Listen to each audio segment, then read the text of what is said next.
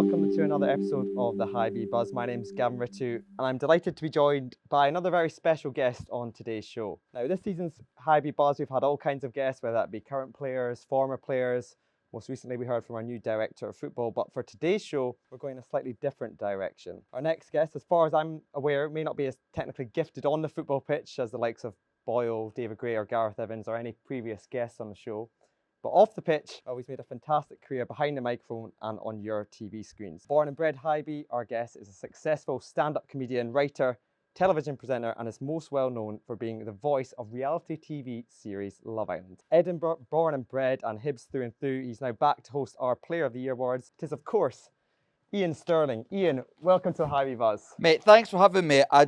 We both got our suits on because it's the Player of the Year awards this evening, but I don't really feel like I don't really wear suits. I don't feel right in them. Do you know what I mean? I feel like I feel like I've just come out of court or something. And I've also I've just noticed I've got a small child as well, so anything I wear has always got a sort of like some sort of discharge of some description on it, bogies, etc. But I think I'm doing all right. Yeah, looking very smart. Thank you. I was a bit nervous doing that intro because when I was writing it, I was like, I'm literally writing an introduction for the man who's the king of introductions. So what do you make of that? I thought you'd done a great job, actually. I thought you looked great, which is a great start, and it was lovely, and you were very kind about me, which is very nice, so I can't really complain at all. I was going to maybe ask you to do your own intro of something like this, but I was hearing you up on stage, so I might actually get you to practice some of your jokes before this. It's a good dress rehearsal. Yeah, I mean, it's always scary when you do jokes about because it's obviously it's Hibs Player of the Year, so it's jokes I've written for Hibs, so there's nowhere, you can't really go anywhere and try them out. Yeah. I've said a few to my dad because he obviously went to Hibs games with me back in the day and that, but yeah, it's scary. It's like doing new material to sort of your heroes, and so it's a weird one. Like even players aside, like even like Irvine Welsh being here and stuff, like genuinely like that, because of him I like read. Yeah. Because I've never read a book in my life, and then all of a sudden Irvine Welsh's books came out, and all the mates in my school were like, it talks about fighting in that. There's sex in it and everything. They didn't say sex, obviously, but I don't know how rude we can be on this podcast. But yeah, so it's such a special day. And I'm like, I'm genuinely nervous, but I'm really looking forward to it as well. Well, that's what my next question was going to do. Is that you've obviously done loads of shows, stand-up, TV, all these kind of things, but it's just different in the sense that you do get nervous because some of your boyhood heroes might be in the room or whatever. Yeah, well, I want it to go like, yeah, normally when you do stand-up, you sort of know what you're doing. You've done the jokes before, you sort of know it, and also you think, well, if it goes badly, I'll never see these people ever again. But like, I will definitely. Maybe they might not see me, but I'll definitely see them again. At least I've got summer, so it's not like we're playing again next Saturday. Yeah. I've got a bit of a summer the embarrassment to wear off. Definitely. Well, it's great to have you here and on the Hibee Buzz podcast as well. And well, I guess we just wanted to kind of first of all talk about your connection to Hibs and Edinburgh, because I've doing a bit of research and knowing you grew up a Hibs fan. But can you just tell the listeners a little bit about your connection to the club? Same as most folk from Edinburgh, really. I guess like played football as a lad at school and that, and then got into Hibs. My dad took me to Hibs Kids, so I think so I was like early mid 90s. So like I think you got like 4 or 5 games a year or whatever, and I'd go along and I don't know if you might be too young to remember, but I'd get my green popcorn. Do you remember the green popcorn? I don't remember the green popcorn. Oh my God! I remember people talking about the green popcorn. Basically, what Hibernian Football Club used to do is they'd get popcorn, paint it green, cover it in sugar, and sell it to children. It was like a fantastic business model. So I'd have my green popcorn, and my dad would take me and he'd complain about the prices of everything, because he was more a rugby man, so he was like going to see like Watson's play for like £3 or whatever, and he had to come and pay adult ticket to the Hibs games. But he'd take me fair play to him, and I just like, it was that generation of like Kevin Harper and Pat McGinley and I mean all those Russell Lapity. All those sorts of guys, and I just loved it. Like, I just loved the buzz of it. I wasn't sort of scared. I wasn't like, weirdly, I wasn't like scared. I get quite intimidated now as an adult, but as a kid, I loved it, and all the shouting and the football. And I just fell in love with Leaf. I fell in love with the club and everything. So yeah. Was there a particular, obviously you mentioned the green popcorn, but was there a particular game or a moment that kind of sprung to mind when you were kind of growing up watching Hibs? Growing up's a tricky one. I mean, derby days pretty much. Like, can't even think of any particular off the top of my head, but like, yeah, the derby days were always really good fun. And then I had, I've got family in Ayr as well, so I'd done a few away days, and it was fun being up there and like being with the away fans. That was when I was like sort of a teenager, and that did feel a bit spicy. That was like exciting. So yeah, those away days, and then Edinburgh derbies are like the thing that really. And also, it'll be the same as anyone that's from Edinburgh. Obviously, it's pretty much a 50-50 split with my mates, the Jambos and the Hibees. So it's always a bit of fun. We all go to the pub after. And do you still manage to, obviously gone on to have amazing career in television, comedian, and all that kind of stuff. Do you still manage to watch the team? Do you come back and watch them, or do you I've got my Hibs follow TV. on Hibs I've TV? got my Hibs TV subscription. I'm hoping I'll get that for free next year now, actually. That's the We'll sort you out with that's the account. only reason I'm here. And when I go to Love Island in Spain, sometimes there's a bit of overlap towards the end, and I've a VPN it, and I get that because there's a Hibs International as well. Yeah.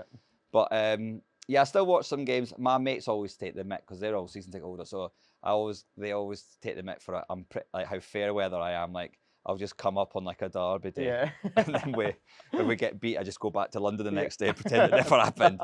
Or then if they win, I get on social media and I'm like, all of a sudden the biggest Hib fan that's ever existed. So yeah, no, I still try and see a few games a season, and like I still watch it when I can. And I think that, and I actually think that Hibs team's in a like pretty exciting place at the minute. We've not, it's not been a brilliant season by any stretch of the imagination, but we've still got Europe, and there's like a few like lads in that team that are like really exciting prospects. So yeah, I think it's a fun time to be a Hibs fan. Actually. Yeah. My next question, I kind of had a few kind of quick fire ones that I was going to go through you with, but I wanted to ask you about Hibs kits. And have you had any particular favourites that you had growing up or over the years as a fan? Have you got? I started as a goalkeeper. Right. Okay. So I still think to this day, untouchable were the sort of early mid-90s Hibs goalkeeper kits, the Jim Leighton era. Yeah. So you had the black there was a sort of black and white, sort of not checkerboard. It wasn't that exact. It was more like meshy. That was amazing. And then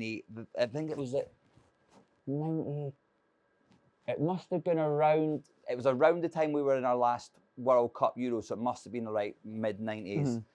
The sort of purple tartan one that Jim Leighton had, and I think if I remember rightly, there was a bit of like beading around it, and then it had like black arms, and that was absolutely class. So those Jim Leighton era goalkeeper kits were like absolutely phenomenal. You must have been the first person that I asked about like a kit. What's your favourite one? That said a goalkeeper kit. But they were so good. They were honestly so good. I've got a couple at home actually. My mum's kept a hold of a lot of them, so they're really good. Other than that, I can't really think. I really like the new. I really like the new ones, to be fair, especially the sort of lighter green away. It's really nice. Yeah, I like the them. cabbage one. Yeah, and then also the old school purple away kits. Again, mid-90s. I just love the mid-90s. Yeah. I just love the mid-90s. I love Oasis and I love goalkeeper kits. I'm a very stereotypical 35-year-old man, basically. I listened to a podcast that you were on the other day, and it was about Hibs. All right. Yes, Reece James and Lloyd Griffin. Yeah. And for those that haven't listened to the podcast, the consensus was if you were to buy Hibs and become the owner of Hibs. Oh God, what did I say? What you'd do with it? And you had some interesting takes on that. Right. I think I've got a few of these here. You said that you would make we're obviously made by Joma right now, but you would have us the club kit made by Stone Island. Yes, I thought I wanted all the lads in Stoney basically. Yeah. I basically wanted everyone dressed like ultras essentially. I thought it'd be quite funny, and I think some Stone Island football boots had just come out, which I find the whole like Stone Island thing is quite fun. Like quite as a comedian, it's quite funny. Yeah. That someone wants to go out. There's certain parts of the world where people go, I'm gonna get in a fight, but I want to wear my uniform. Yeah. Do you know what I mean? I don't play by the rules. I'm a madman, but I will wear the same thing as everyone else so everyone knows what team I'm on. Yeah. I think it's just, there's something funny about that sort of Stone. And also, I do genuinely love a bit of Stone myself. So, yeah, Stone Island kits. I don't think that's... I tell you what, if they made Stone Island kits, they would fly off the shelf. Yeah, I'm not going to argue with that there. You also had... You mentioned the purple kit in that podcast. You said you'd make the purple kit the home kit. I would. It's a bit controversial, isn't it? We all love the green, but I just, again, like I said, I'm just a nostalgic man, and I just like that. I've got such happy memories from those purple kits. And the other one was about the mascot. What did I say? You said on the mascot, you wanted the mascot to be like evil. Oh yeah, like I remember reason. this. So basically, I'm sort of fed up with mascots being like kid friendly and like G'ing everyone up in a positive way. I thought, why not get the crowd going in like a negative way, as in like, you know, like a heel in wrestling, like a bad guy in wrestling. So I thought the Hibs mascot could be like a really posh English guy, and he could just be like, I'm going to wear a kilt to this wedding, or whatever English people say that annoys me, and oh, you speak funny, or whatever it is. And then everyone could just be like, boo, you're English, whatever they might say. And then that would get everyone like really geared up. And then maybe like, you know what I mean? Maybe you could have like, I don't know, like David Marshall could come in and like drop kick him or something. a bit of negative reinforcement or whatever. I obviously don't condone violence in any way. Please do not be violent ever. Come on, behave yourself. You're not Hearts fans, all right? Okay, yeah, but I just thought when I was listening to it, I was like, I can't not mention it because I'm glad you brought it up because I don't remember. Obviously, you could probably tell if you have listened to that podcast, I hadn't thought that through entirely. So, but I do stand by all those things I said. Yeah. Fair. Well, you never know if you speak to Iain or the Gordon family tonight, they might take some of them on board. I've had a word in private. He's got his Stone Island trackie on today. Actually, he wore that despite everyone told him not to, but. He wore it with a ski mask. Weirdly, I don't know what he's doing. Right, we can't have you on and not speak about your career. Everybody most famously knows you for the iconic voice of Love Island, but it all kind of started when you were at Edinburgh Uni. Yeah, is that right? And can you just tell us a little bit about how you got into what you're doing today now? Well, the main reason I do what I do now is because of the Edinburgh Fringe Festival. So like, I wasn't the best behaved person growing up. I was all right, but I was a bit, got myself into bother, and then outside of school, I was quite academic, but I got myself into bother outside of school, and then basically me and my friend Greg, Greg's cousin owned like a venue on the Royal Mile. So when we were like, he was like 14, I was like 15 or something. We just started writing shows. For the Edinburgh Fringe Festival, just the two of us. And then I went to uni, and that sort of kept up a little bit, but not really. And then in third year, I went to Norway, so I couldn't do like write comedy because I had no one to write it with. So I just started doing stand up, and then came back in my final year of uni, and then started doing stand up basically full time. Like then my sort of degree went out the window. Yeah. Since you left Edinburgh Uni, have you touched that law degree? Nothing. A few mates have called me up. Yeah. Apart from that. and then you're. Would you say your main break came on CBBC? And then from that, you kind of. I got a job on Kids TV while I was at uni. Yeah. So I was still at uni, and they offered me the job, and I sort of said, "Oh, can I finish my degree first?" Which turned out to be pointless because I sort of barely passed, but I did pass. It's a sensible. It was a sensible thing to do. Move, yeah. And then then it all sort of spiraled from there, and then I'd done a voiceover on a CBBC show, and that voiceover got sent to ITV, and then ITV asked me to do Love Island, and when they first asked you, were you a bit? Because you've been there since from the first series of it. Were you a bit like, what is this? I was like, or no, did you jump at it? No, I was like, no, absolutely not, because I didn't really like reality TV or anything. So you said you. I said no, actually. I genuinely did say no, and then, but it's also the comedy world particularly has changed so much. I mean, so it's like football and that. Back when I was doing stand up, 15 years ago, you had to just be a stand up, and if you'd done other stuff, it was sort of seen as like. You weren't a proper stand-up comedian. Do you know what I mean? Like this is before like Joel Dommett went into the jungle, or like I done the voiceover, like Rob Beckett done a voiceover. It was like if you didn't do just stand-up, you were sort of like a part-timer sort of thing. So especially reality TV, it felt like you didn't have like you wouldn't have good credentials, like you wouldn't have credit. What's the word? I mean, you wouldn't be respected, for want of a better phrase. But then I sort of had no money, so I sort of said yes.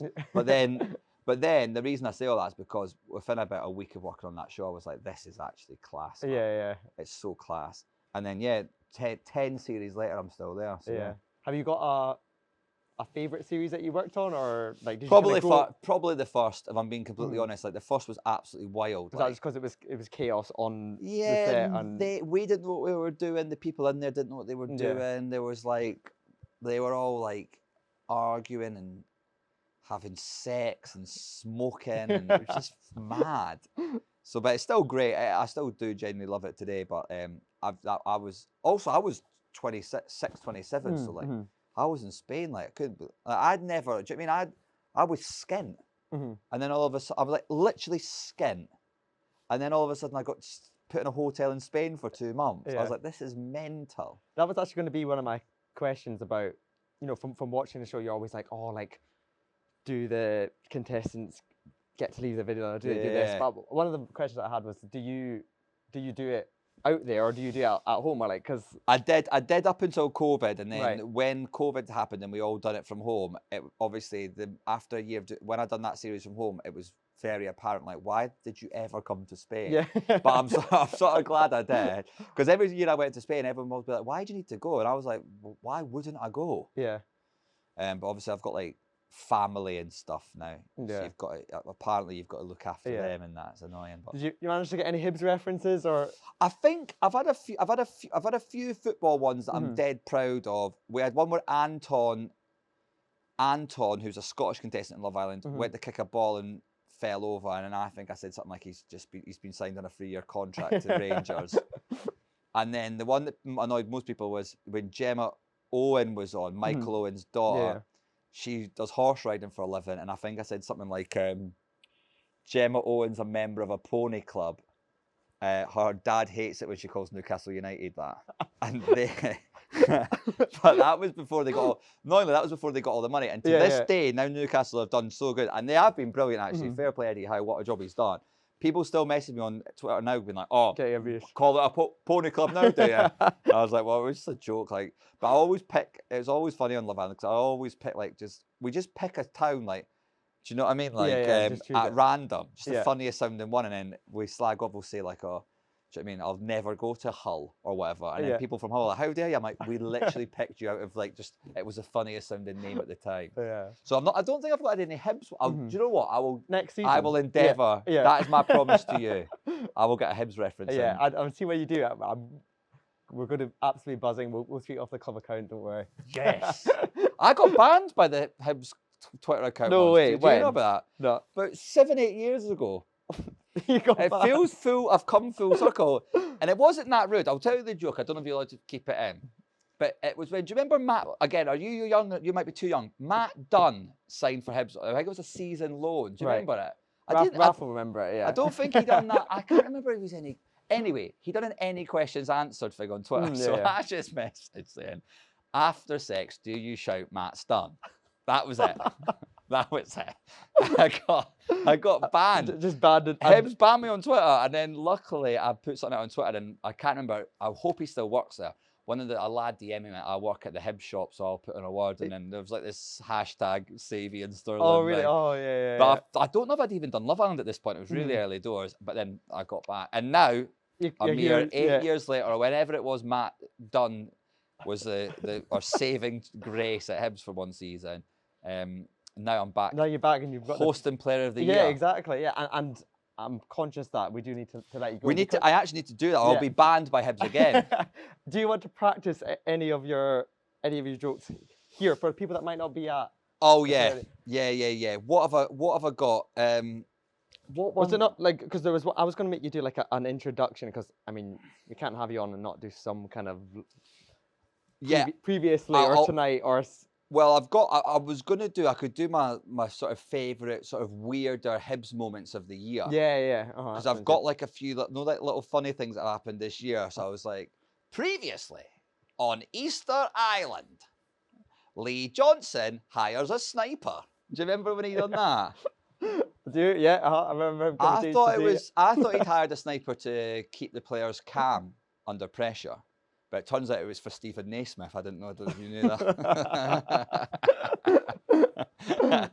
What else was on previously on Easter? Previously, on Easter Island, Aidan McGeady signs his contract with a multicoloured pen. Do you remember that as well? Yep. I love that. I'm pretty sure there was somebody in our team that would have given him that pen.